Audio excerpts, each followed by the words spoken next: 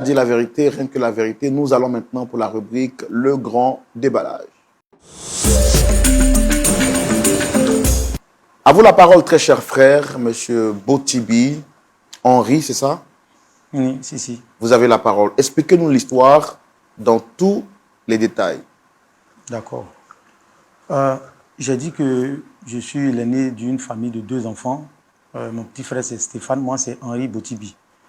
Et nous avons trop tôt perdu les parents. Donc, pour subvenir aux besoins de mon petit frère, moi, j'ai embrassé la vie. Comme je suis un peu courageux, je touchais un peu de tout pour pouvoir... Vous avez perdu les parents à quel âge? À l'âge? Là, moi, j'étais un peu adolescent. Il y avait 14 ans. Lui, il était encore plus jeune. Donc, depuis son âge, moi, j'ai travaillé dans certains petits coins qui me donnaient un peu d'argent. Donc, je l'ai aidé, je l'ai financé, j'ai vraiment mis tout sur lui pour qu'il lui puisse, puisqu'il était brillant. Je n'avais pas voulu qu'il arrête son cursus scolaire. Donc, j'ai vraiment investi. Et moi, comme j'ai dit là, j'étais courageux. J'ai eu une position plus stable dans une société. D'accord. Excusez-moi de vous interrompre. Oui. Quand vous avez perdu vos parents, qui sont ceux qui se sont occupés de vous?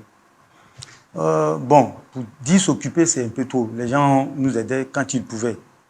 Mais moi-même, je ne laissais pas.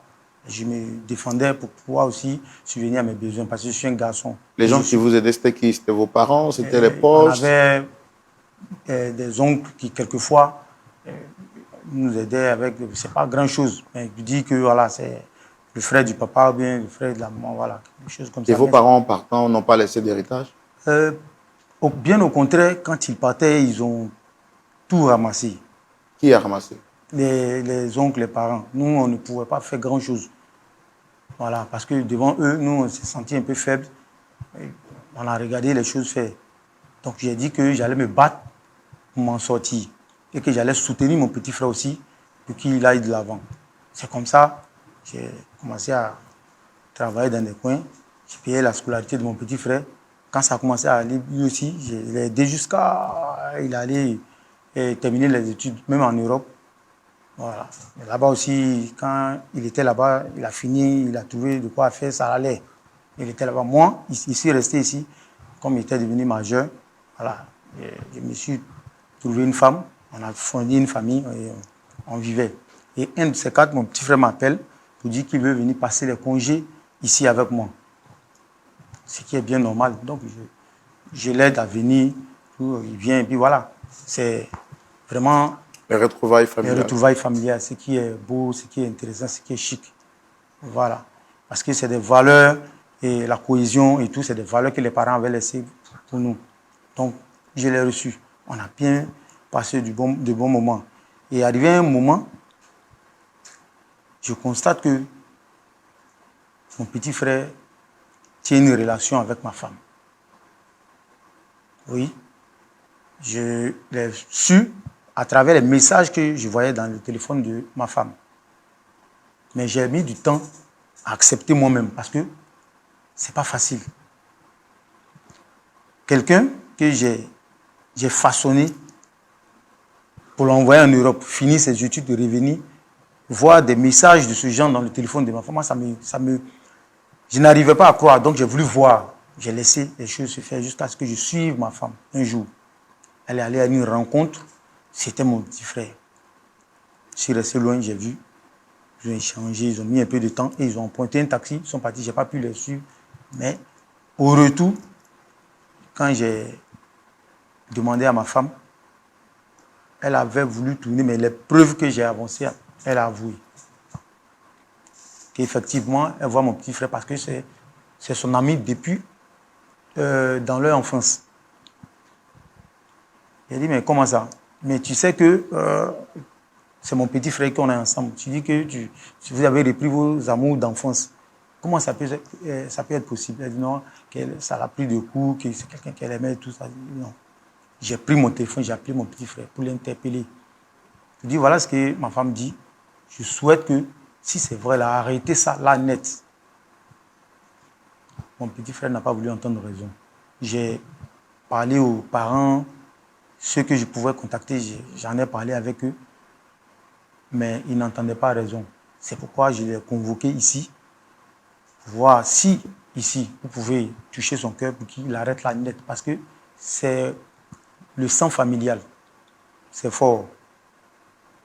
Pour éviter les dégâts, je préfère qu'on aille pour un consensus. Si on peut trouver quelque chose, un terrain d'entente, moi, ça me va.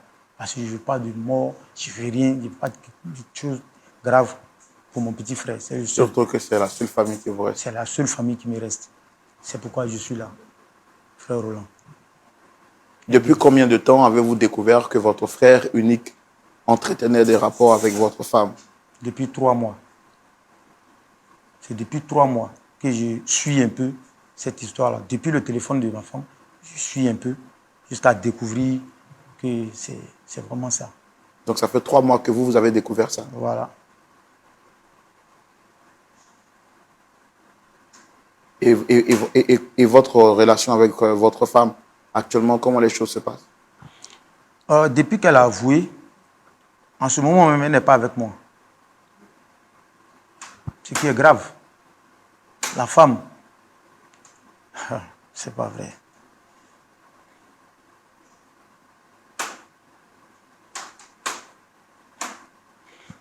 Elle vit en ce moment avec mon petit frère. Elle a quitté la maison, elle est avec lui. Vous êtes sûr?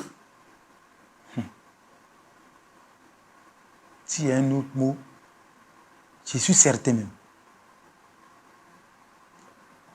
Je suis tellement choqué que je ne savais pas quoi faire. Il fallait trouver la formule pour arranger vite avant que les dégâts n'arrivent.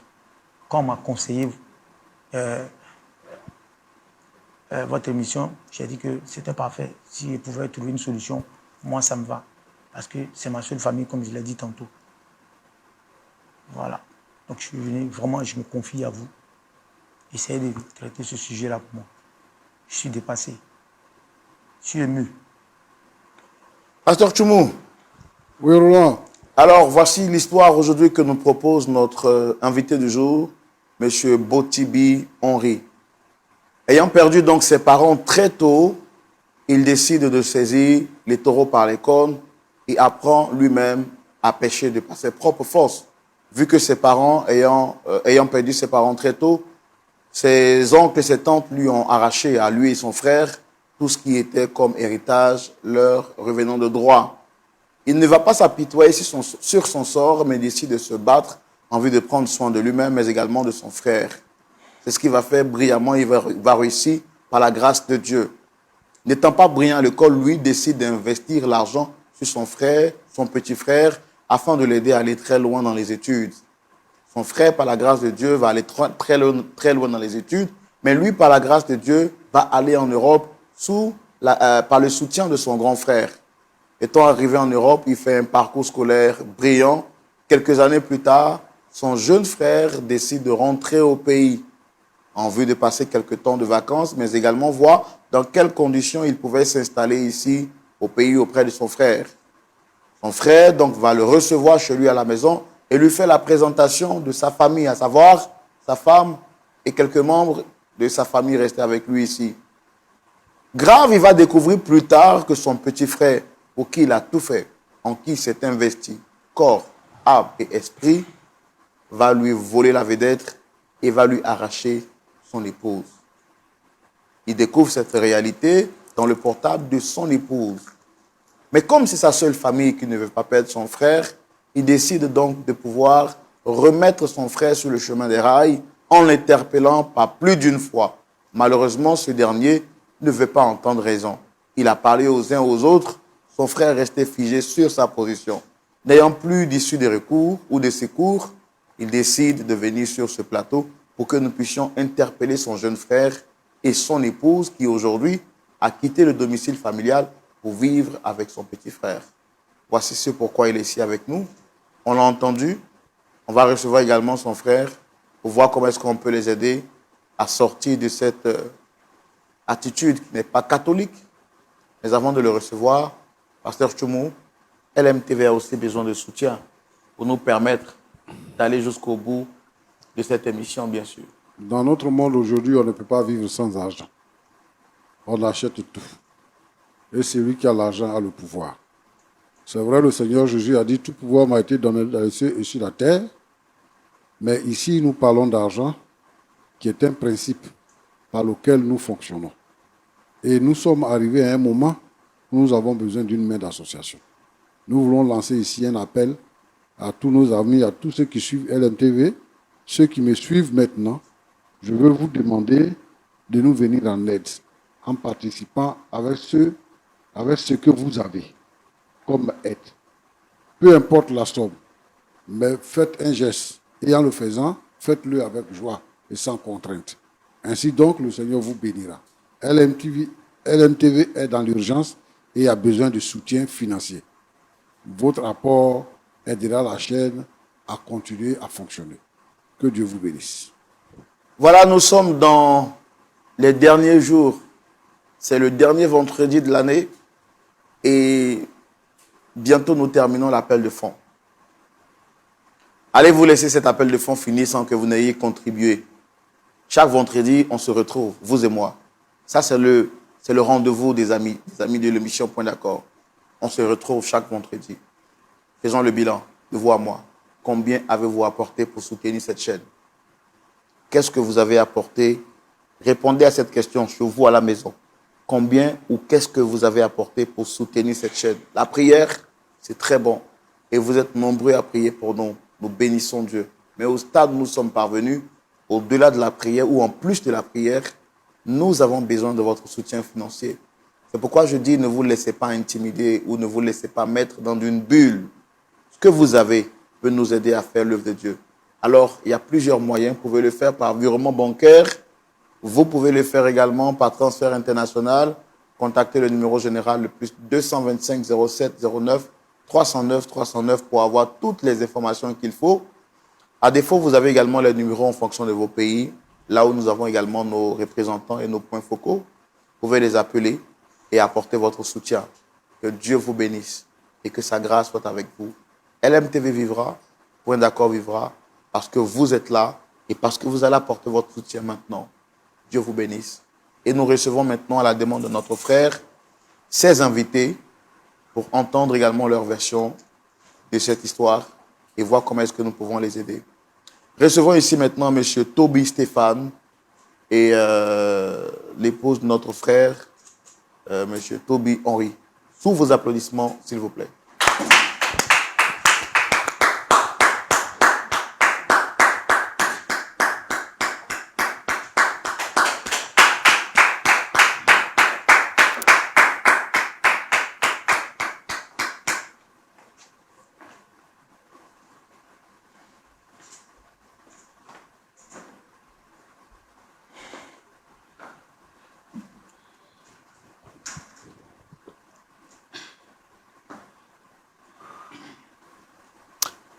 Monsieur Toby Henry Stéphane, c'est ça?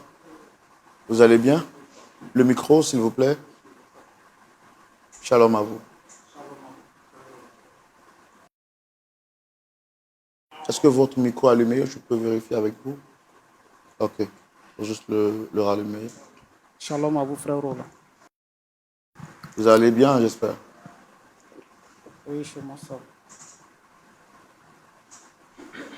Vous, c'est Dame Sophie. Oui. Ça va? Sophie, ça va très bien. Vous avez froid? Et pourquoi vous m'avez l'air d'être gêné? Bon,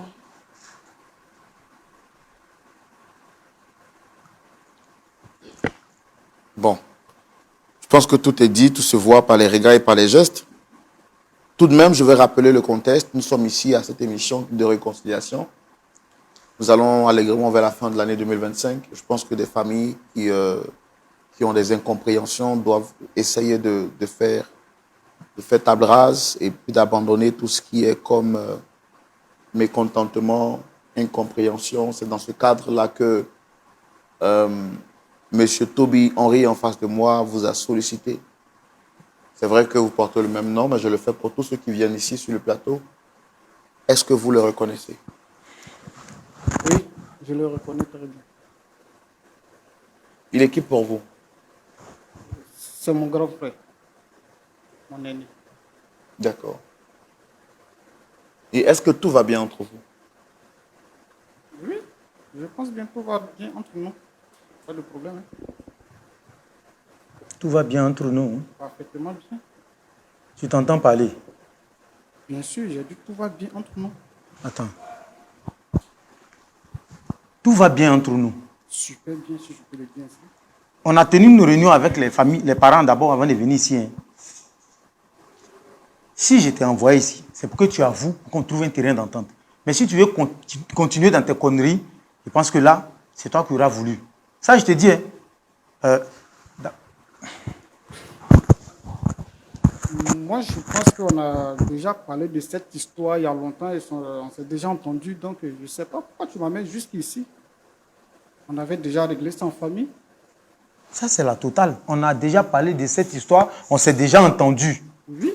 Attends, tu trouves normal que moi, qui ai financé sur toi pour que tu puisses être là où tu es aujourd'hui, sorte avec ma femme, je t'interpelle, tu ne trouves pas de...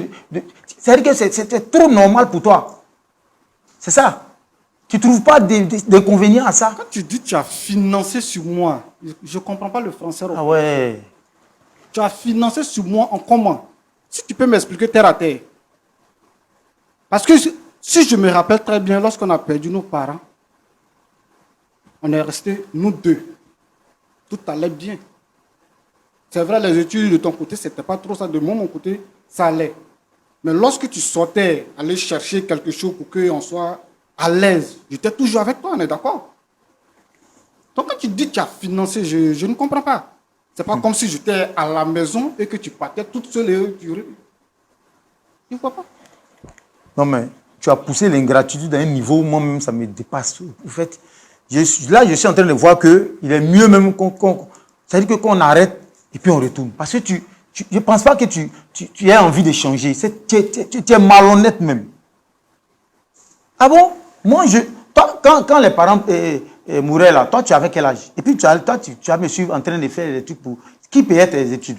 J'avais 10 ans. En ce moment, toi, tu me suivais pour faire les trucs. Tu vois un peu comment tu es.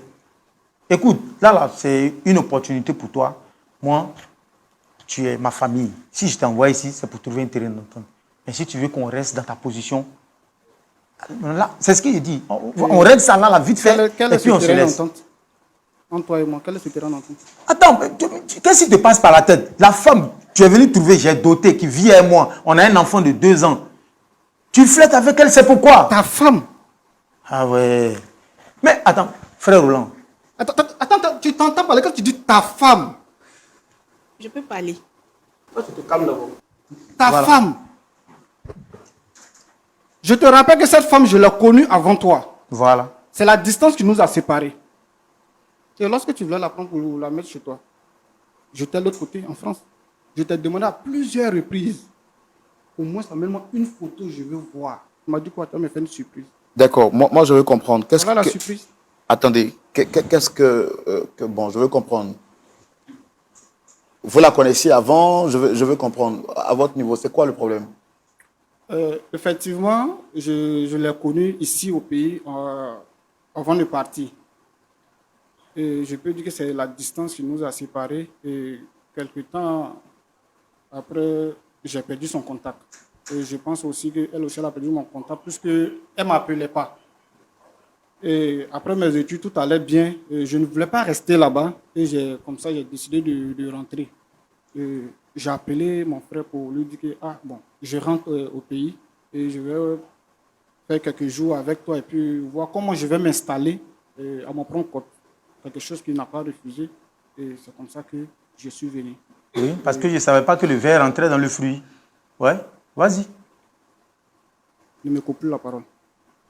Et à mon arrivée, c'est là que je rencontre que mon frère vit avec ma fiancée. Et sur le coup, j'étais un peu choqué. Je n'ai pas voulu parler parce que je me rappelle très bien, lorsque on sortait ensemble, je lui avais promis, quelle que soit la distance qui allait être entre nous, mais s'il arrivait un jour que je retourne en arrière, quand je ferai tout ce qui est à mon possible pour la récupérer. Et si quelque part mon frère m'avait écouté lorsque je lui demandais ta chérie, tant je peux voir sa photo, s'il m'avait envoyé, aujourd'hui, on n'allait pas arriver là où on est arrivé. Parce que en ce moment, j'avais le temps de lui dire la vérité ou bien lui expliquer. Quand vous étiez avec elle dans le passé, lui n'était pas informé? Non, il n'était pas informé. Il ne la connaissait pas? Non, il ne la connaissait pas parce qu'on était encore très jeunes et on se cachait. Voici un peu comment ça s'est passé entre nous. Donc quand vous êtes revenu, comment ça s'est passé? Bon, je peux dire, la femme est revenue, hein, comme je l'avais promis. La femme est revenue. Et pour ne pas vraiment trop le blesser ou le blesser, j'ai décidé de quitter sa maison et moi-même prendre ma propre maison. À quel moment vous avez renoué contact avec celle que vous appelez votre ex?